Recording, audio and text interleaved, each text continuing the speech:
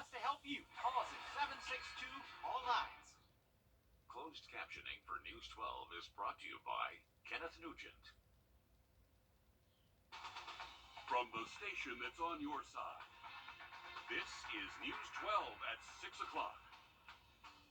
Protests by local VA nurses just wrapping up in the last hour. They tell us working conditions through the pandemic left them burned out, and they're telling us things could be getting worse.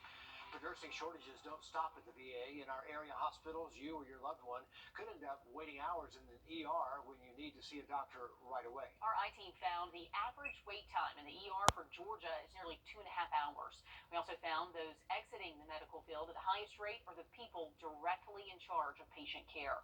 I-team senior investigative reporter Liz Owens found the average hospital turnover for registered nurses is now at 96%.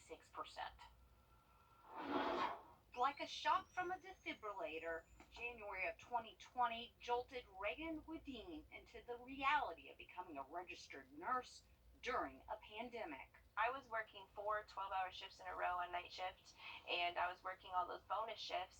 She follows a long line of nurses in her family. Immediately after graduation, she accepted a job at a hospital in the D.C. area. Yeah, it's a very big hospital, like 1,000 beds. All hands on deck led to exhaustion, physically. Oh, now they're COVID positive. Now we got to send them to another floor. And mentally. We would have to literally keep them in that room sometimes and isolate them. And it's really hard. When the military moved her and her husband to Augusta, she took the opportunity to pursue a happier career field, aesthetics. I was seeing these other nurses, they're like injecting people with Botox and more of the aesthetic feel. Nursing Solutions Incorporated published its annual National Healthcare and RN Retention Report over the summer. It found RNs like Reagan exited the bedside at an alarming rate. Rising patient ratios, elevated occupancy rates, high acuity, and negative patient outcomes have led to emotional, physical exhaustion, fatigue, and burnout. The I-team analyzed this report too, ranking nurses by population, and found Georgia ranks 45th in the nation in the number of active nurses per capita. Here in Richmond County, even with a hospital district, there is only one RN for every 105 people. He can't stand, he can't do anything on his own anymore. The I-team introduced you to Katrina Robinson in the spring. Her husband Gary became bedridden after suffering from a stroke in January. How many nursing homes have you called? I have called dozens. Gary has a device that keeps his heart beating, meaning he needs specialized care and nursing around the clock. They just say that they don't accept LVAD patients. Understaffed nursing homes can't afford to risk taking a patient like Gary. We bathe him, feed him, make appointments, schedule his appointments and all, give his medications, change the dressing for his LVAD. So, everything, his daily living, day-to-day living, I have to do that. And she can't afford full-time in-home nursing care for him either. It's a lot of stuff expected on the nurses to do, and for the pay that they pay nurses, it's not worth doing. Hospitals around the country are filling the gaps in staffing with travel nurses, but it comes at a price. According to a report by the American Hospital Association, hospitals are paying double for travel nurses to make up for the shortage. But the financial impact means other areas must be cut. It's different taking care of people who are sick and people who are just coming in there for beauty. A serious problem that needs real solutions. And the good news, the number of RNs graduating here locally from Augusta University has grown nearly 20% since 2017. They just have to keep them happy. Yeah, the bad news, the demand for nurses is expected to also grow by 10% over the next 8 years. So it's just a cycle of problem here that's just, it's tough. And tension, you got to listen to the people on the ground. And keep them and pay them. That's what it is. To the issues locally at the VA now, local nurses marching down to the downtown division near 15th Street. Main issues, retention and recruitment. Maria Sellers explains why their message about burnout is so urgent. Well, the local nurse I spoke to here today says they're working long hours, including mandatory overtime, as the VA works to fill in those gaps of missing nurses. She says these long hours are impacting patient care, which is why they took to the side of the road here earlier today to voice their concerns. A local nurse here says one nurse could be caring for multiple patients at one time, causing patients to fall through the cracks. What happens when you have 7 patients or 6 patients or 5 patients you can't get to?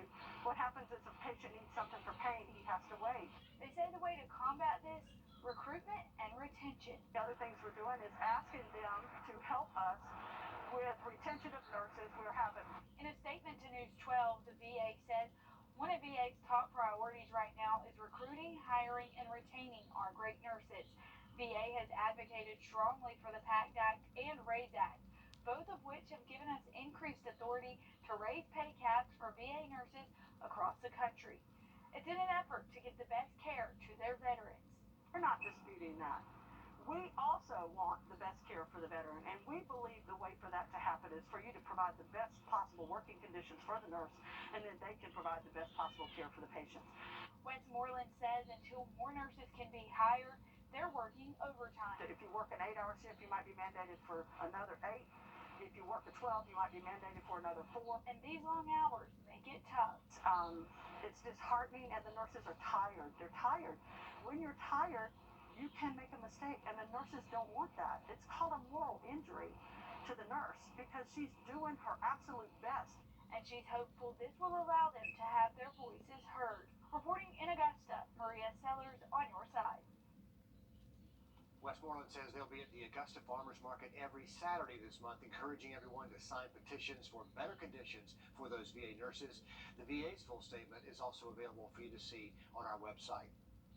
Our first alert, Chief Meteorologist Riley Hale is over. An update on your Friday and weekend forecast in just about 10 minutes. All right, thanks, Riley. New this evening, the Richmond County Sheriff's Office says a man acting as a good Samaritan ended up forcing a woman stuck on the side of the road to perform lewd acts. Deputies say the woman blew a tire on Gordon Highway. They say that's when Daniel Fulmer allegedly asked if she needed help. She says she did not have any money, but she could give him the pizza she had in the car. Deputies say Fulmer got into her car and forced her into the acts. He was arrested yesterday. He is charged with sexual battery, criminal attempt, and kidnapping. Jail records show he's also been charged for exposing himself while in his car at Hardee's on Windsor Spring Road. We're learning more this evening about the victim found dead inside a car at Clarks Hill Lake yesterday. That's on the South Carolina side of the lake in McCormick County. The coroner there says he is 24-year-old Thomas Arthur Berry. We're told Berry is from Grovetown. SLED says they found the body inside a Dodge Challenger around 7:30 in the morning. We've been in contact with the Sheriff's Office and SLED today, but they're not releasing anything else yet. We'll let you know as soon as we hear more about that case. We're hearing from Columbia County's Assistant District Attorney Natalie Payne this evening. The State Bar of Georgia recommending a 6-month suspension from practicing law based on alleged violations stemming from a case she was involved in as District Attorney in Richmond County. Our I-team investigated the murder case under the microscope again over a year and a half ago. According to the complaint, in February of 2020, the State Disciplinary Board found probable cause that Payne violated 4 sections of the Georgia Rules of Professional Conduct. The formal complaint claims the Richmond County Sheriff's Office recorded a suspect without reading him his Miranda rights and then continued to question him after he asked for a lawyer. The complaint claims Payne knew about this and was given those recordings. In Payne's statement today, she says this complaint stems from an unfortunate oversight on the part of the Sheriff's Office, one that I truly had nothing to do with. My only involvement was notifying the defense attorneys of their client being transported to the Criminal Investigative Division. In no way did anyone involved in this oversight act with any intention of violating the sanctity of the attorney-client privilege, but unfortunately, it happened.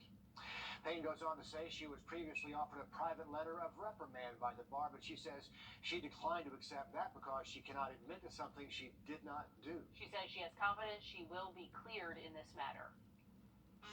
It is Labor Day weekend, but the fun goes out the window when it comes to drinking and driving. While law enforcement in the 2 states says they're cracking down and saving lives for the holiday. And we are live at SRP Park. We do have some showers and thunderstorms around, but dry right now overhead. I have an update on the full forecast just after the break. Likely going to stay in the 80s, though, so with the better rain chances and good bit of cloud cover over the next few days, that should keep our high temperatures in check. Cooling off even more into the weekend, 86 Saturday, 85 on Sunday. Those rain chances will be with us each afternoon all the way through our Labor Day Monday, so just make sure you have that First Alert weather app downloaded. Will do, Riley. Thanks for the update there. In the U.S., on average, one person dies every 45 minutes in a crash involving a driver who is drinking before they pick up the keys. About 30% of all traffic deaths nationwide involve a drunk driver. That's all coming from the U.S. Department of Transportation. A family in Saluda County knows firsthand the pain these kinds of tragedies have. And she said, there's been an accident. She said, we have found out that John and Kaylee have wrecked. And they are flipped over in a field. And we don't think Kaylee made it. And I was outside and I just fell to my knees. And I just started crying. Hard to ever imagine that kind of pain for a parent. And now through the weekend, law enforcement in the two-state is teaming up to crack down on drunk driving. As our Nick Veland shows us, the life-saving efforts have already started. The Hands Across the Border campaign is 4 days in, and the numbers are already showing. Last night alone, 12 DUI arrests in Augusta. A highway official says that when it does come to driving under the influence, there are no warnings. Well, let me just say, you getting your warning right now. I'm telling you that you're getting your warning. Don't chance getting behind the wheel and you've had something to drink. No warnings. And the police will be all out for trying to prevent the worst from happening. Alan Poole, the governor's office for highway safety, says that Georgia has an increase of 9% for impaired driving fatalities. Across the river in South Carolina, 112 fewer fatalities than last year. The safety leaders want that number lower. 0 fatalities is what we would love to see, but we know we got a lot of work to do, and we can't just do it by ourselves, but also we depend on the motoring public. The national driving impaired deaths is up by 7%. Denise Blake with Mothers Against Drunk Driving doesn't like what she's seeing. Going in the wrong direction, so we need everyone to join us in this fight against impaired driving to make sure that we don't have any more deaths or injuries here in our state. She says you might think you can drive and get away with it, but the negative outweighs the positive. To be on the other side of that door when a police officer comes with a death notification. No one wants to be someone who has lifelong injuries from someone making the decision to drive while impaired. And both states are saying that with the increased travel to be patient while on the road, and that's on top of already not drinking and driving, not texting and driving, and being alert behind the wheel. Reporting in Augusta, I'm Nick Veland on your side. Law enforcement says this crackdown will last through the weekend. We've got more News 12 right after this break. Families, you still have some time to get out to the Golden Harvest free food drive going on right now. It ends at 7:30. It's at their distribution center on Commerce Drive. They have fresh produce out there and more. Again, just under an hour to make it out there to pick up your fresh produce. Riley.